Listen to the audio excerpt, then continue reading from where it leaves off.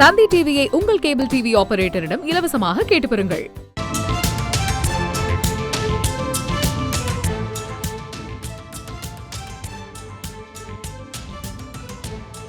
கால்பந்து விளையாடி கொண்டிருந்த சிறுவன் மீது எதிர்பாராத விதமாக விழுந்த கோல் போஸ்டால் சிறுவர் உயிரிழந்திருக்கிறார்.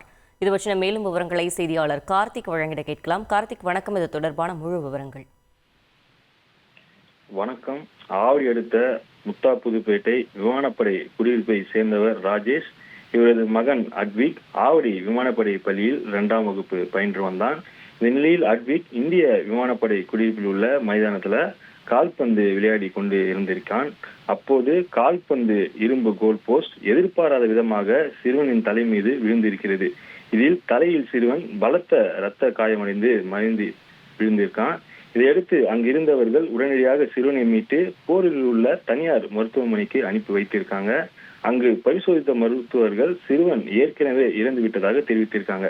இது குறித்து தகவல் அறிந்து சென்ற முத்தா புதுப்பேட்டை போலீசார் சிறுவன் உடலை மீட்டு பிரேத பரிசோதனைக்காக கீழ்ப்பாக்கம் அரசு மருத்துவமனைக்கு அனுப்பி வைத்தாங்க.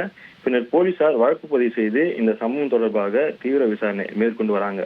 மைதானத்துல கால்பந்து விளையாடி கொண்டிருந்த சிறுவன் மீது இரும்பு கோல் போஸ்ட் விழுந்ததில் அச்சிறுவன் அங்கேயே உயிரிழந்த சம்பவம் பகுதி பெரும் சோகத்தை ஏற்படுத்தியிருக்கிறது. தகவல்களுக்கு நன்றி கார்த்திக்.